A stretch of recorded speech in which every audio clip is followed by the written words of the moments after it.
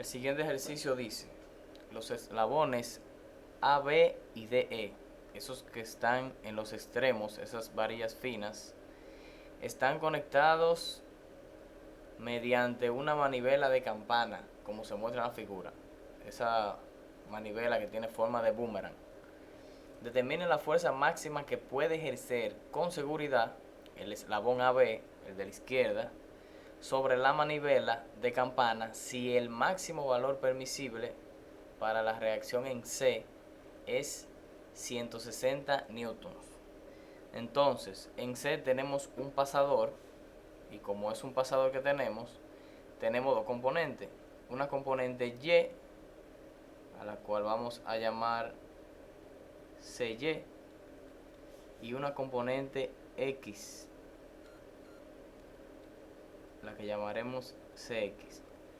Entonces, me están pidiendo que determine la fuerza máxima que puede ejercer el eslabón AB. El eslabón AB no sabemos si está jalando o empujando a la manivela de campana. Podemos ponerla hacia afuera y decir que en ese momento estaba jalándola, y vamos a llamarle a esa fuerza FA.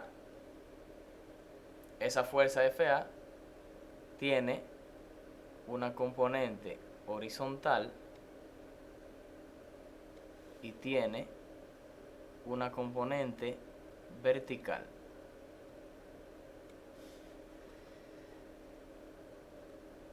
Entonces, definiendo los ángulos que están de este lado, vemos que la horizontal se proyecta aquí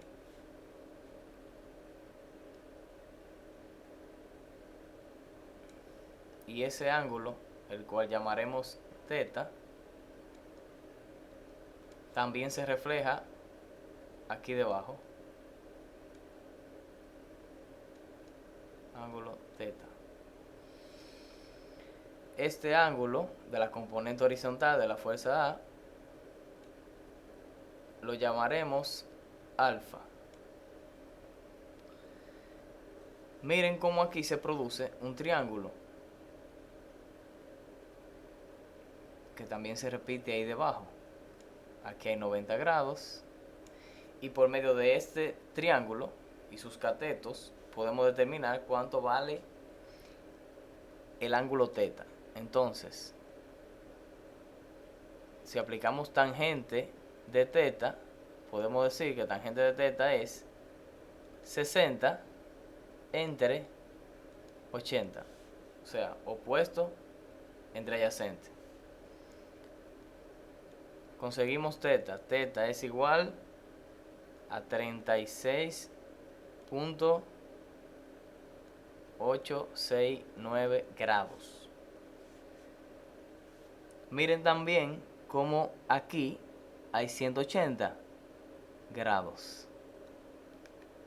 Entonces, si ahí hay 180 grados, podemos decir que 180 menos 90, que es este ángulo de acá, que nos da el problema, 180 menos 90 da 90. Y si a 90 le restamos θ, nos da el ángulo alfa. O sea que podemos poner a un lado que alfa es igual a 90 grados menos θ. O sea, 90 grados menos 36.869 grados. Podemos conseguir alfa. Alfa es igual a 53.131 grados. Y ese ángulo alfa es con el que vamos a descomponer la fuerza FA. O sea que podemos decir que la componente horizontal de la fuerza FA sería FA coseno de alfa, y la componente vertical sería FA seno de alfa. Entonces, el problema no nos dice que hay una fuerza en el eslabón DE, pero tampoco podemos asumir que esa fuerza es cero. Podemos plantear que hay una fuerza aquí vertical que sería FE, pero como esa fuerza no está involucrada en el problema, hay dos maneras de que no aparezcan en las ecuaciones. Si se fijan, la fuerza FE no tiene componentes en X. O sea que cuando hagamos sumatoria de fuerzas en X, esa fuerza no estará contemplada en el problema. Si hacemos sumatoria de fuerza en X igual a 0, podemos ver que la componente horizontal de la fuerza A está hacia la izquierda, sería menos FA coseno de 53.131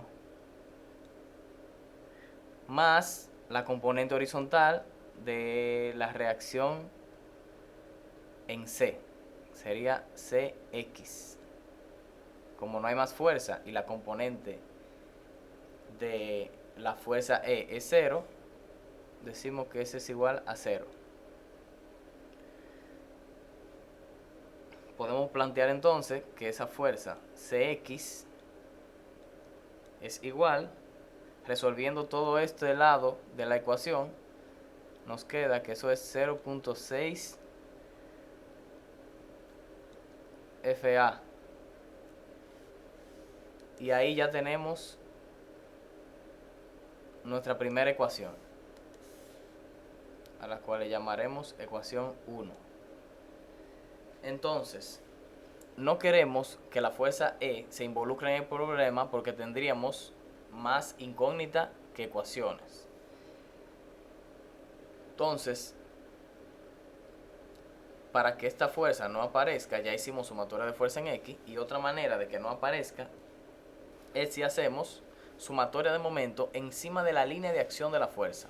Y uno de sus puntos conocidos de la fuerza FE es el punto D. Entonces, si hacemos sumatoria de momento en el punto D, solamente aparecerán la fuerza A y las componentes de la reacción en C.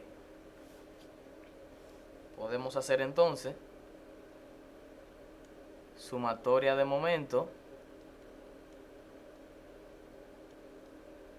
en D igual a 0. Entonces, nos pararemos en D, en el punto D, y trabajaremos con la componente horizontal y vertical de cada punto, del punto C y del punto B.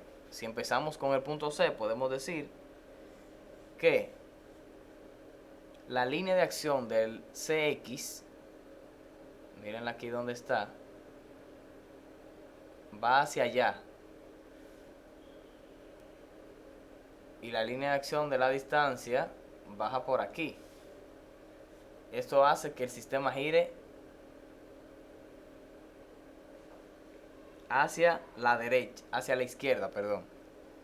Y hacia la izquierda dijimos que es positivo. Entonces podemos decir que CX, que es la componente CX, por una distancia, que en este caso serían estos 90 que hay aquí, CX por 90, y ya tenemos esa. Seguimos con la componente Y, que sería la componente CY y una distancia perpendicular hacia su línea de acción, que sería esta. Entonces, eso me hace girar el sistema hacia la derecha. Miren que la componente CY va hacia arriba y la distancia va hacia la izquierda. Eso hace que el sistema gire hacia la derecha. Y hacia la derecha dijimos que es negativo. Entonces, menos CY por la distancia que es 120.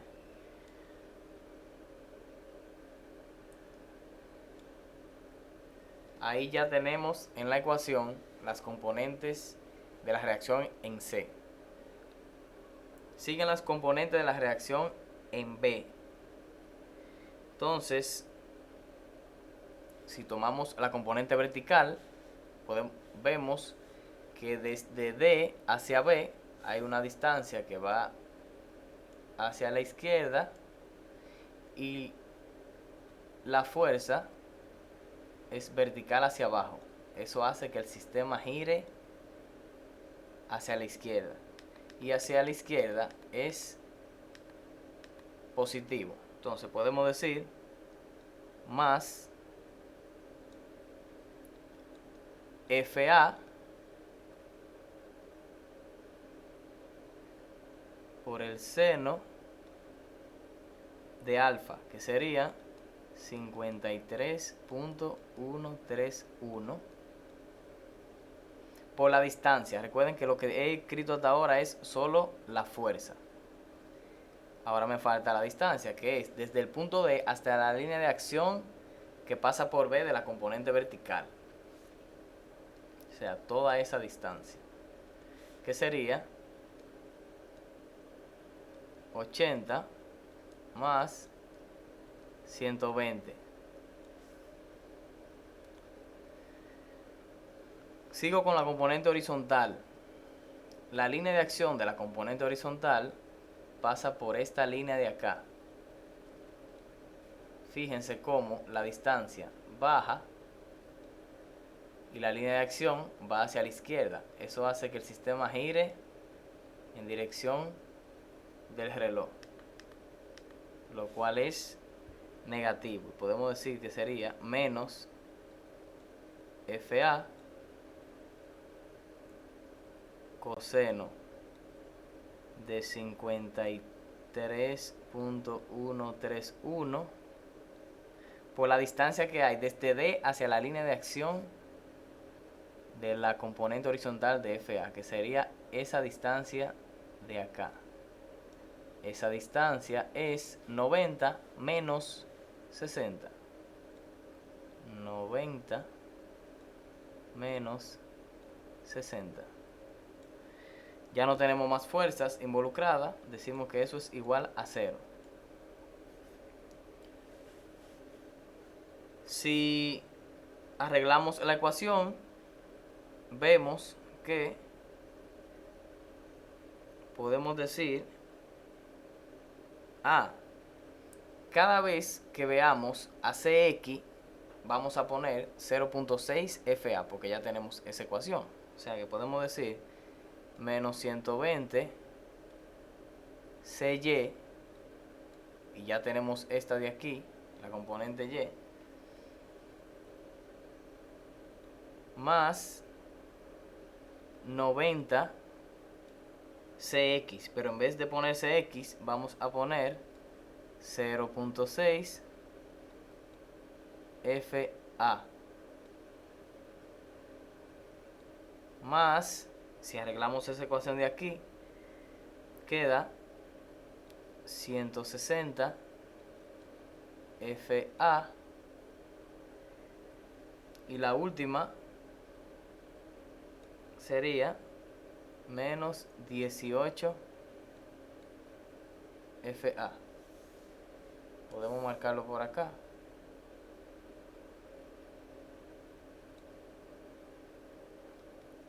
$160 FA, y esa de acá da 18 FA igual a 0. De ahí podemos decir que la componente CY es igual a 1.633 periódico FA. Bueno, acá tenemos nuestra segunda ecuación. Le ponemos por aquí ecuación 2. Entonces miren un dato que da el problema. Dice el problema que el valor permisible para la reacción en C es de 160 newton. En C tenemos una reacción que tiene dos componentes, Cx y Cy. Entonces, cuando buscamos una reacción, decimos que la reacción en C tiene una componente Cx y Cy, que el módulo de la reacción en C sería la raíz de Cx al cuadrado más Cy al cuadrado. Pero el módulo de la reacción en C ya lo tenemos, que nos lo da el problema, que sería 1600 es igual a la raíz Cx al cuadrado. Cx es la ecuación 1, que sería 0.6 Fa al cuadrado más Cy es la ecuación 2, sería 1.6333 Fa al cuadrado. Entonces, podemos decir 1600 es igual. Fa, podemos, en la manera que está, podemos sacarlo hacia afuera matemáticamente y decir Fa raíz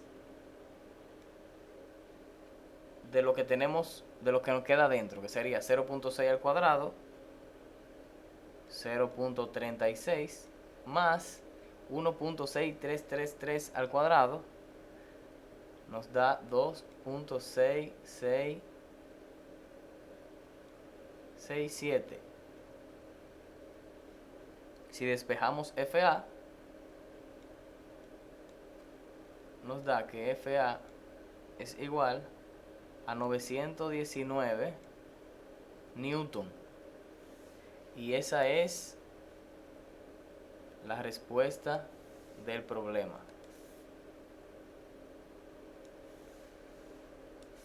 Fa es igual